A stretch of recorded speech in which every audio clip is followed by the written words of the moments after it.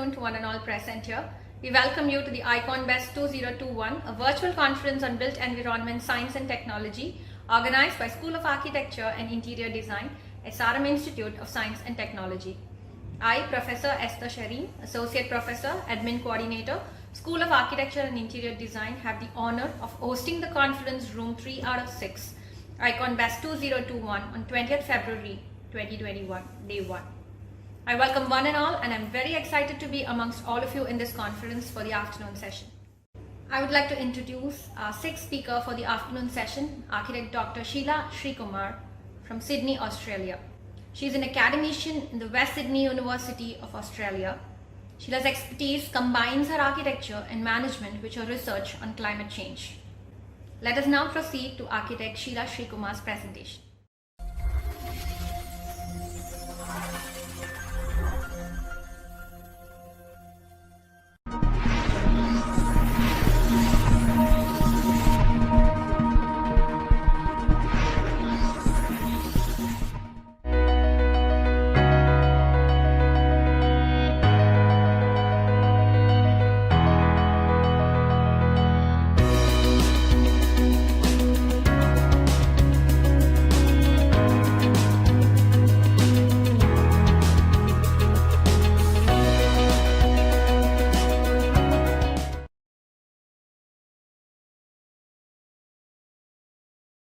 A very good day to all the staff and students of SRMIST.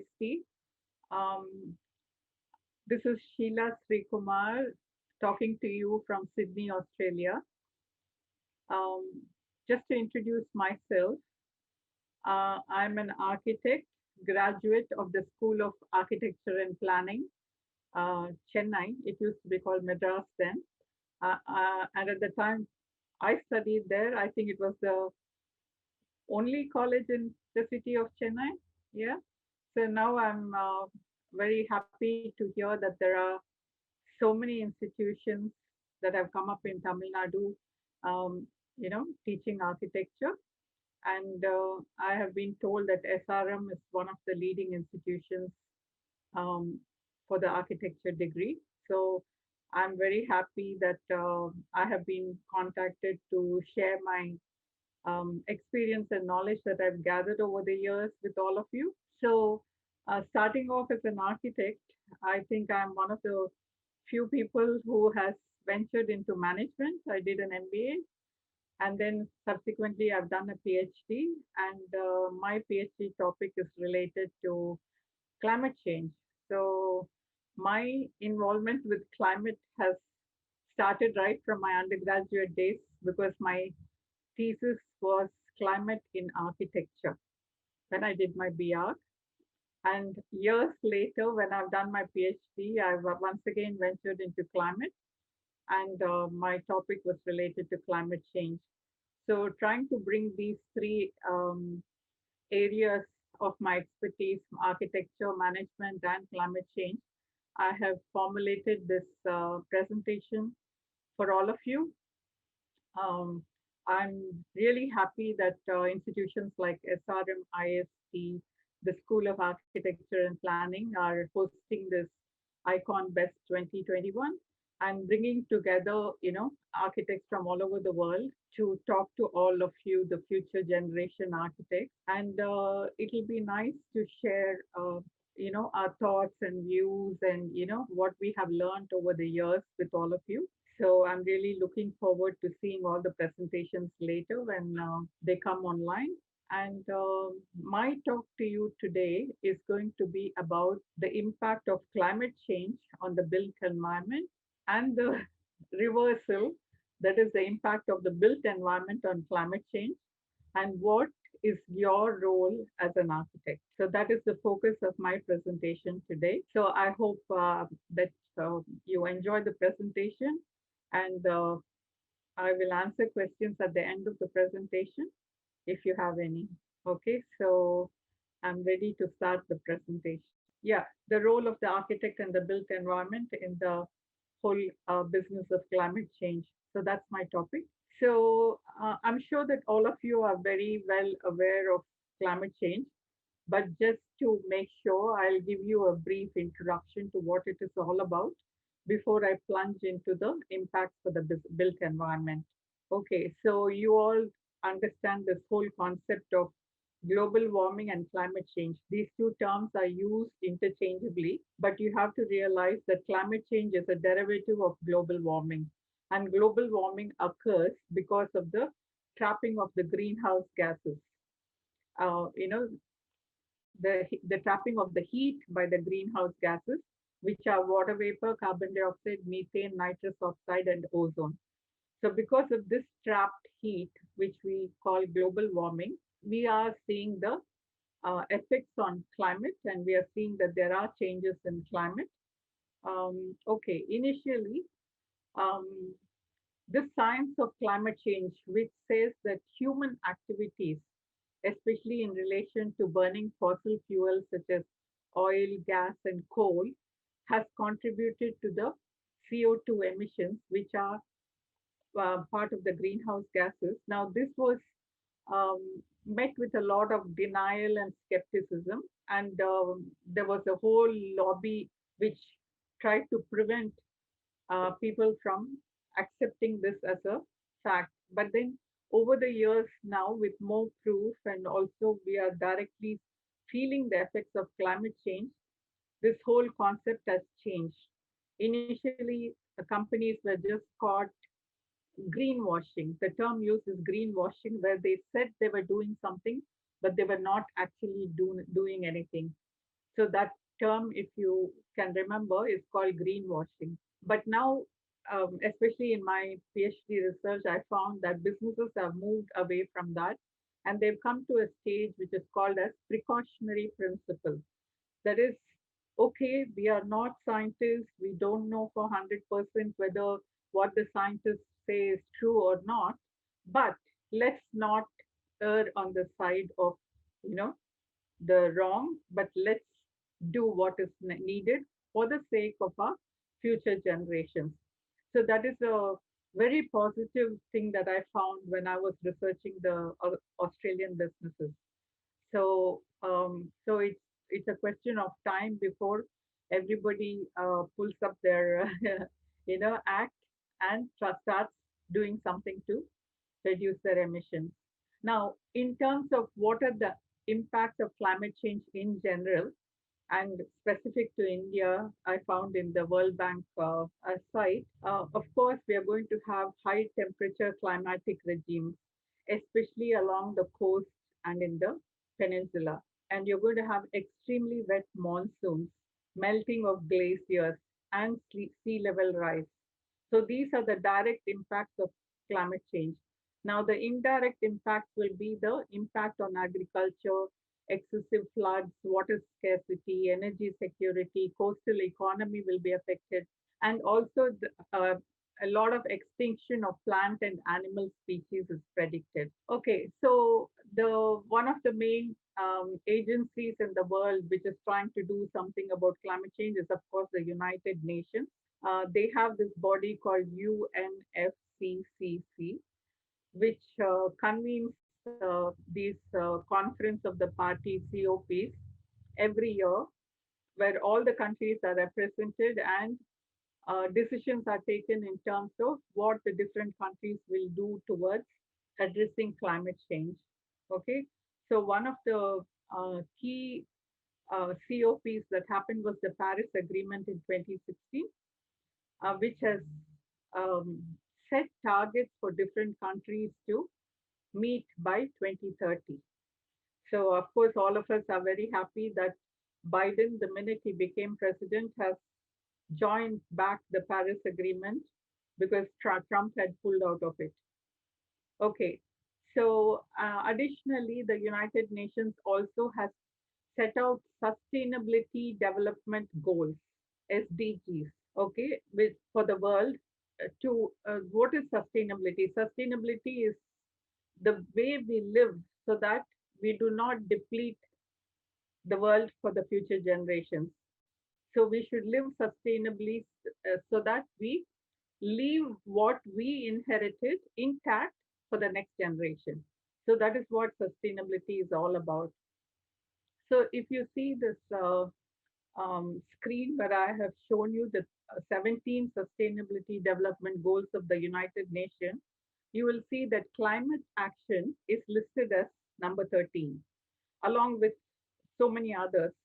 Now, my contention is that climate action has to be an umbrella goal because if you actually look at it, hunger, poverty, health and well being, clean water and sanitation, life below water, life on land, so many of the other goals are dependent on climate. So the importance given to climate action has to be stepped up on, and I do hope somebody in the United Nations is listening to my presentation and does something about it because action on climate change is bound to affect every other aspect of life. Okay, in terms of India, India's the picture painted about India's progress towards achieving the 2030 goals set in the Paris Agreement is looking very good. India has emerged as a global leader in renewable energy investments, and it is well on its way to reach its 2-degree centigrade compatible uh, Paris Agreement targets. And also, um, India, because India is leading in renewable energy projects, it is well on its way to become a global climate leader because of reducing its dependency on coal-fired power plants. Unfortunately, Australia is in a not in a position similar position because here the dependency on coal is very high, both for the economy and for the generation of on power. And renewable energy targets are not being pursued as much as it is being done in India. So you guys are have to be very proud about this. Okay, so now we are going to start focusing on the built environment. Um, Anybody would think that transport is the biggest culprit in terms of emissions. But actually, if you look at the scientific statistics, the built environment contributes much more to carbon dioxide emissions than transport itself. Okay, so what are the effects of the built environment on the natural environment? Now, I'm not talking specific to climate change, I'm just talking in general about the natural environment. So what is happening is as the cities are spreading, as urban structure is expanding, so definitely we are looking at more deforestation and changing of agricultural land into concrete jungles. So land use and land use change is a huge culprit. And of course, we have burning of fossil fuels such as oil, gas, and coal. Cement production is a major contributor to emissions. Then we have excessive water consumption in excess of the availability of water resources, and we are depleting natural resources. And then because of this urban sprawl, we have this huge waste management issues. Okay, so we are impacting on the natural environment in so many ways. So it is our responsibility as architects to do something about this. So that is what I'm going to focus the rest of my presentation on. Okay, so now this slide, I'm talking about the specific contribution of the built environment to climate change. Okay, so in terms of climate change, basically here we are talking about carbon dioxide emissions. Okay, so we all know that God, in all his sensibilities, made us breathe oxygen and breathe out carbon dioxide, and he designed the plants to take in carbon dioxide and give out oxygen. So it was a beautiful design statement. He did a good job in designing it, except that he didn't realize that man, in his greed, was going to start chopping the trees and build vertical skyscrapers with no access to plants or vegetation or anything to absorb the carbon dioxide that we produce.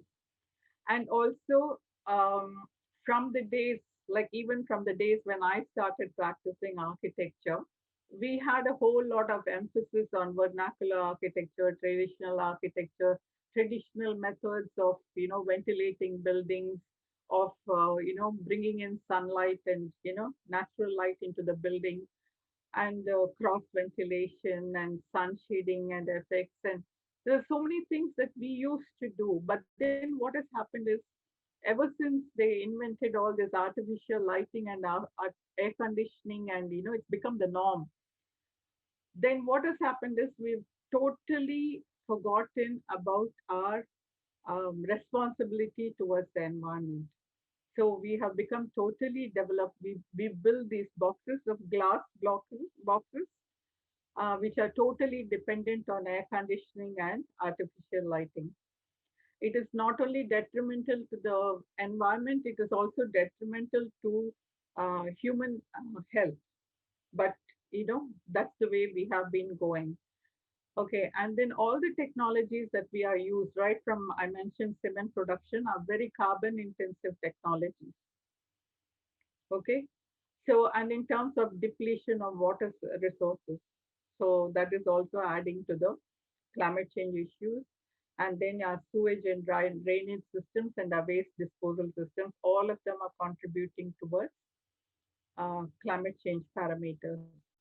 So, as architects, we all face a choice. Do we remake the built environment to become carbon neutral, that is, zero carbon dioxide emissions, or do we continue business as usual and let the future generation face the consequences? So, this is the dilemma that we face. Now, the dilemma is a huge dilemma because most of us are short sighted. Almost all of us are short sighted. We are only thinking of, how am I going to make my money? How am I going to please the client? How, we are only thinking about our generation, our present. We are not thinking about the future. We are not thinking about the future generation. So that is where first of all, our mindset has to change. Our psychology has to change first, so that we start understanding that we have a responsibility for doing something to protect the future generation. So, having said that, it's not all so bleak, because yes, the building industry is waking up, and we are having loads of progress towards green buildings and green cities. Okay, so we are many companies and individuals are making efforts to using local resources for building materials, not try to import it from all of the world, increasing the logistics problems, going back to traditional and vernacular architecture, and rethinking the urban design and building design and construction methods, design of fenestration and shading devices, reducing dependency on air conditioning and artificial lighting, and above all, using solar energy, using solar panels to provide the necessary energy for whole building development. Okay. And of course, the easiest and the simplest thing for us to do will be to make sure that we are at least being energy efficient. Okay. And using renewable energy wherever possible. Okay. Rainwater harvesting, water recycling, and also the waste management within developments. All this is being done. Now, what needs to be really stepped up is the landscape management. Like every architect should realize that, um, it's the easiest solution would be to chop trees which are coming in the way. But instead of that, you have to make sure that you are actually planting more and bringing more greenery into a building development. So this is very important, and all of you must realize that. So, what is the role of the architect in this process? So, at the outset, yes, as an individual, how much can you do? As an industry, how much can you do? So, what is it that is within your capabilities and capacities to do? So, that's what I want to discuss now. Okay, so as individual architects, what is within your scope? within your scope is, to design so that you take care of the environment. Now, what are the things that are going to block you from doing it? Additional costs. Definitely, I've seen that if you want to be environmentally conscious, you have to invest more. Like you have to get materials which will cost more, get fixings, you know, um, like even the LED lights and everything that you need to improve the efficiency of a building is going to cost more. So how are you going to accommodate that? So which means that you have a responsibility to educate your client, okay? To educate your client of the savings in the longer run. Install solar panels, yes, you will have an additional cost in the beginning, but show them how they can save energy costs in the long run. So that is a responsibility that you have. You have to imbibe it. You have to accept it first before you can start teaching your client. So, and also as individual architects, you have to make sure that you are greening the environment. Make sure that there's enough greenery around the environment. Okay, as architect professional groups.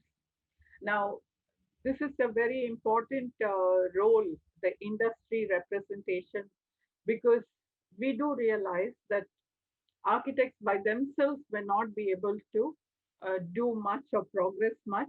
We have to work with other industries. We have to work with other sections of the building industry itself, and also with other industries, say like the electricity industry or the renewable energy industry. So the professional groups, the architectural professional groups have got a very key role to play because they are the ones who can bring in change at a higher level, or even if necessary, even bring in certain norms and rules and regulations which have to be followed. Because if you leave it to a voluntary um, decision by individual architects, you and I know it's not going to happen, because we need to have a top down kind of a control, and that top down control has to come from professional organizations, uh, professional industry groups. So, as an architect in a professional industry group, they have that kind of responsibility. And then there are so many architects working in policy making agencies. So they have a role in representing the building industry and making sure that policies are made which need to be followed by the building industry. And most importantly, architect educators. Okay, so I'm very pleased to see that most of the architectural colleges have included climate change and sustainability into their curriculum, and if not, at least I'm sure they'll be doing it in the near future. So this is a very important aspect which is evolving. So I'm very happy to see that. So we have so many responsibilities as architects in the different groups. Okay, so in addressing climate change, you have to be aware of two different approaches, both equally important. Okay, one is adaptation, and the other one is mitigation. Now, what does adaptation mean? Adaptation is reaction, the reaction to what is being caused by climate change. But mitigation is proactive. Proactive in the sense that you are trying to reduce your emissions, increase your energy efficiency, so that you are contributing towards reducing the carbon footprint. So both adaptation and mitigation are very important for the building industry. Okay, in terms of climate in architecture, okay, so when you're designing buildings, you have to make sure that the buildings are capable of handling excessive heat and cold. And then you're talking about recent Chennai floods and all that, like increased rainfall. So that is something that you have to take care of. Sea level changes you have to take care of for coastal development. And then you're having very frequent extreme weather events such as cyclones and hurricanes.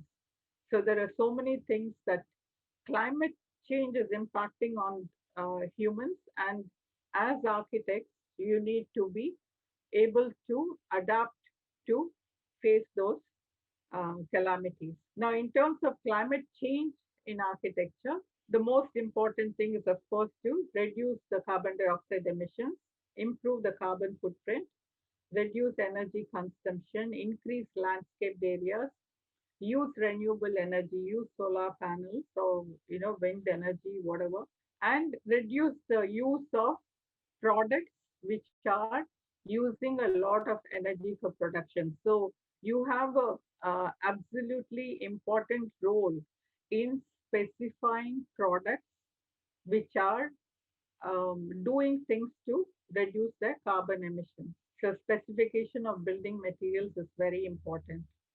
Okay, then another division that I want you to think about is, okay, if you're talking about a brand new design, a brand new development, it is easy, definitely it's easier for you to think of, green buildings and green cities and green areas, and, and do something to, make sure that the environment is not harmed because it is in the design stage.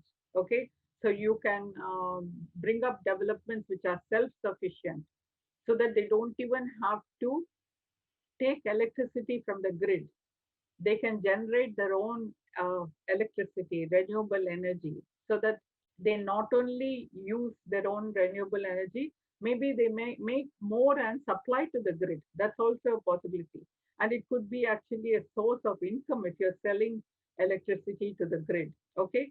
And then if developments can be self-sufficient in terms of their own water supply, their own electricity generation, their own drainage and waste disposal, so without having to create all these huge problems, that we have, across cities. And then, of course, easy to incorporate more landscaped areas into the developments that you are newly designing. You can facilitate rainwater harvesting. You can design energy efficient buildings. Okay, so you can do a whole lot of things to um, go green in your proposed development. But one thing that we have to remember is this is a very, very, very, very small percentage in comparison to the existing developments, the existing cities, the sprawling cities. What are we going to do about it? So that is actually a big challenge and also a big area uh, of possibility for architects, converting existing developments into green buildings and green developments. So that is a huge possibility. So I do hope that future architects take this as a challenge into looking at existing developments and how you can go about making them green. How about reducing their carbon footprint, reducing their energy consumption, reducing the wastage of water, increasing their dependency on renewable energy, changing the appliances that are being used into energy efficient appliances, and as far as possible to increase the green spaces around them and to reduce the amount of waste they generate. So this is the whole avenue that is there for everybody in all the cities all over the world of going and looking into existing developments, okay, and converting them into, or at least um, starting the process of taking them towards carbon neutral. So there are so many solutions that people have used. We are talking about indoor green walls, okay, just to generate some kind of oxygen and take in our carbon dioxide. And of course, solar panels, and of course, LED lights and stuff, sensor taps. Now, but every one of them, if you'll see, is definitely going to cost more. So that is the big problem that we as architects face. How do we convince the client to spend more for to save the environment?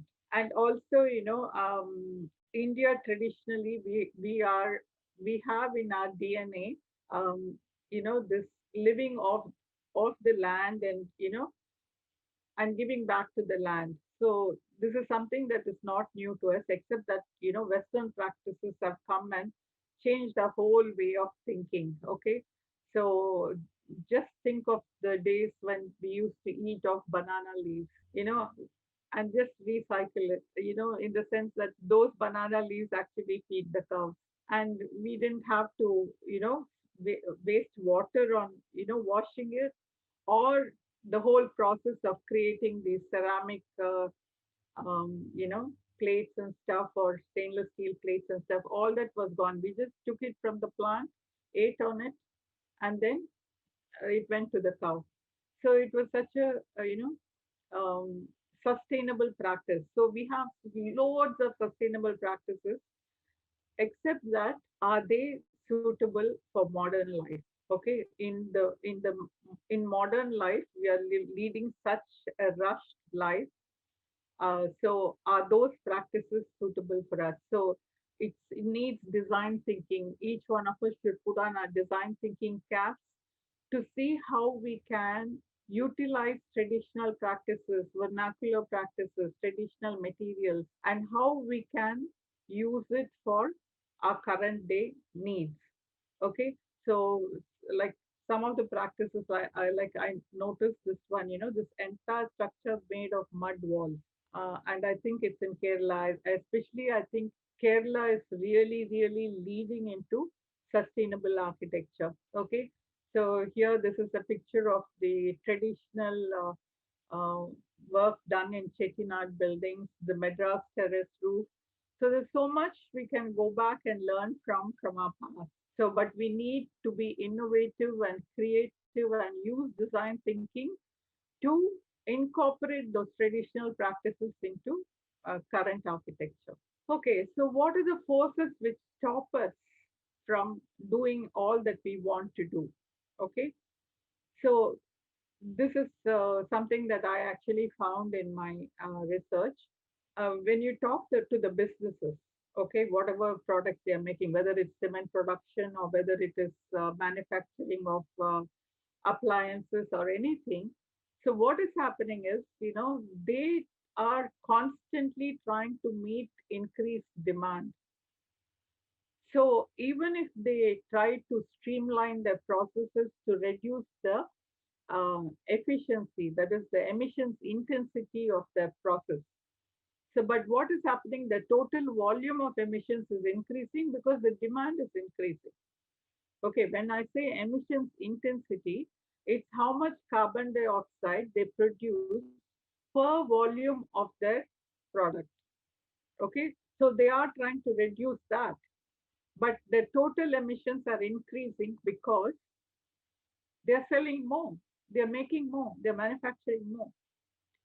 So finally, it comes down to the consumption, consumer demand. Okay, so something has to be done about the consumer demand to reduce to make the businesses reduce their emissions.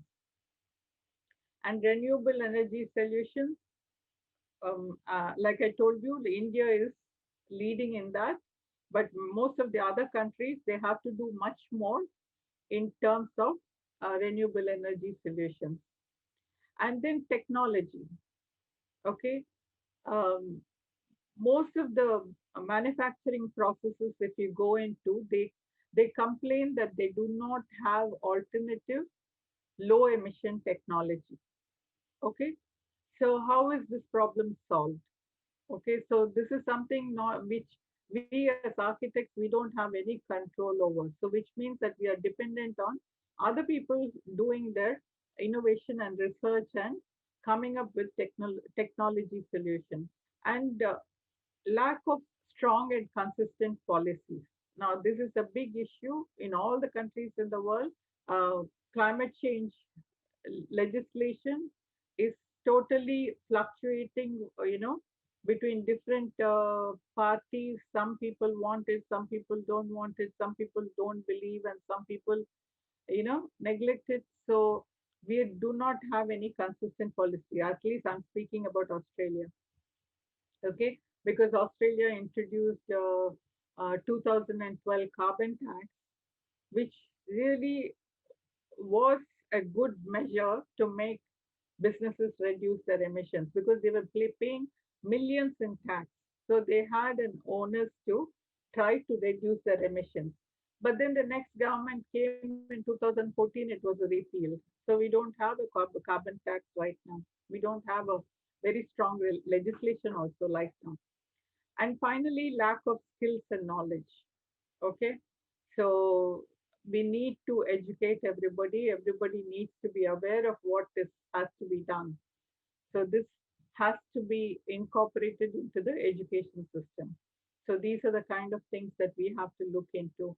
And so deriving from my previous slide, we need to reduce consumption. We need to drive renewable energy production. We need to incentivize technology innovative solutions. We need to bring into force building legislation and regulation. And we need to accelerate the educational programs. So these are the things we need to do. I'd like to show you a small YouTube clip which sort of summarizes my research. Yeah, so whatever I said as a, the findings of my thesis apply to the built environment. So we might find ourselves helpless that we are not able to do things on our own. So we have to work in collaboration with the government, with the consumer, that is, with the clients, with the people, and with other industries. Everybody has to work together to achieve what we need to achieve in terms of climate change. Okay, so I'm going back to my PowerPoint slide. Yeah, so I just want to conclude that, your role as future architect. First of all, you have to believe that it is become a very imperative for all of us to address this monster of climate change so that we do not deprive the future generations. So that's the first thing that you need to do is to change your mindset. Once you have changed your mindset, then you can start implementing it in your work. Change your whole approach to design. So the minute you pull up a fresh sheet of paper and start drawing your first conceptual sketches, think of the environment. Right from the first line that you draw, make sure that you are considering the environment. Choose low carbon footprint materials, which means that you have to educate yourself. I don't think at this point of time you have a ready reckoner which tells you, which material is producing how much, um, you know, uh, carbon emissions in the production process. So you have to do the research. You have to try to find out, and then design energy self-sufficient buildings using solar panels so that you don't take electricity from the grid, but you should be in a position to contribute to the grid. Create awareness in clients, make them aware that initially, yes, they might have to spend more, but they will recover it in the long run. So this is a sort of a win-win outcome, increase in initial investment versus future savings. And then working with all members in the supply chain, because you know that as architects, okay, you're a key role, you're a fulcrum, a player in this whole process of building a building. Okay, so you have to start right from your soil testing and consultants right up to your real estate agents who are selling the thing. There's an entire supply chain in the building industry, and you have to work with all members in the supply chain. So this is something that architects who are privileged to be at the industry level can do something about it. Influence the decision makers. Okay, and also as I mentioned, please, you got a whole future, you got a whole avenue there, very lucrative avenue of converting existing developments into energy efficient buildings and also to reduce the carbon footprint. So please do remember this, that there is a whole avenue out there for you. Okay, because no need, the you know the percentage of new development that is happening is very small, and there's no point for the whole generation of architects to fight for that small little window of opportunity. But you have a whole window out there when you can go into the renovation and refurbishment of existing buildings to bring them up to a green standard. So please think of this as a great opportunity. And a take home message from Obama: we are the first generation to feel the impact of climate change. And if we do not do something about it, we'll possibly be the last generation. Now, that sounds very scary. I don't think it's going to be that bad, because awareness has come into the world and people are doing something about it. So I think there's a better prognosis. So what we need is a whole shift of paradigm. We have to start thinking differently. Of course, it is easier said than done. Okay, because we are all slaves to a carbon dependent economy. I'm giving you a long lecture, and at the end of it, I'll go out and start my car and drive to wherever I need to go. So that is the lifestyle that we are all used to, and that is something that we are not going to be ready to compromise. So it definitely we are slaves to a carbon dependent economy, and we have to go back in time and draw inspiration from our forefathers, the way they lived. Here in Australia, there's a whole movement of trying to learn from the Aboriginals, the way they live, their practices, how they live, as if they are the guests of the land. Okay, they do not degrade the land, but they live as if they are the visitors to the land and the land is the owner. So that is how we need to live. We need to live sustainably so that we do not destroy the natural environment. And as Indians, we have an advantage because it is in our roots, it is in our blood. So it is definitely a easier proposition for a country like India to go back to our roots.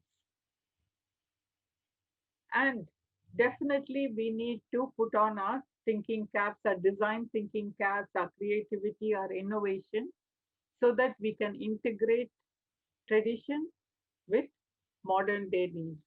So that brings me to the end of my presentation. So do you have any questions? You can ask me. And my contact details are given there. I've given you my email address. If you need to talk, ask me anything, please do send me an email. That brings me to the end of my presentation. And so please do contact me if you have any queries. I will be very happy to answer your questions.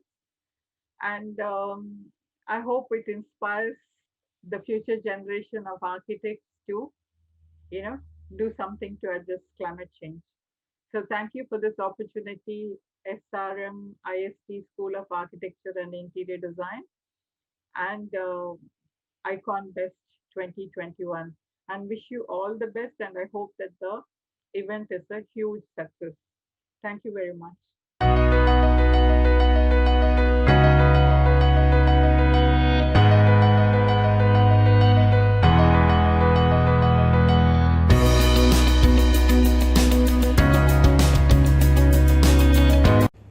Thank you, one and all, for being with us on the conference room 3 of the Celebrity Track. I'm sure you have had a very informative session from the morning from our national celebrity speakers and our international celebrity speakers.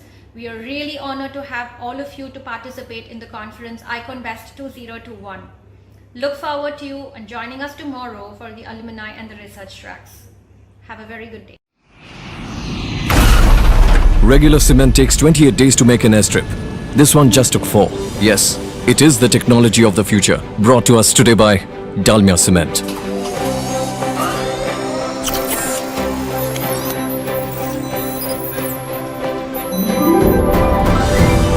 And I'm building my house with the same. Dalmia Cement. Future today. I'm a forest ranger and I don't allow any interference in the jungles. But this wildlife corridor was needed, so we built it with the world's greenest cement, Dalmia.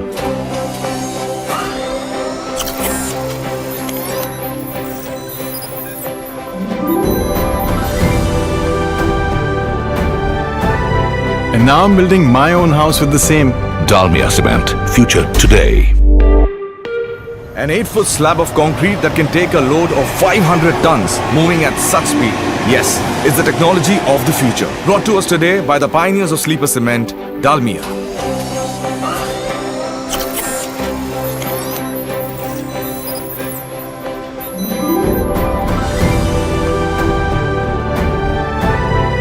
And I'm building my house with the same. Dalmia Cement. Future today.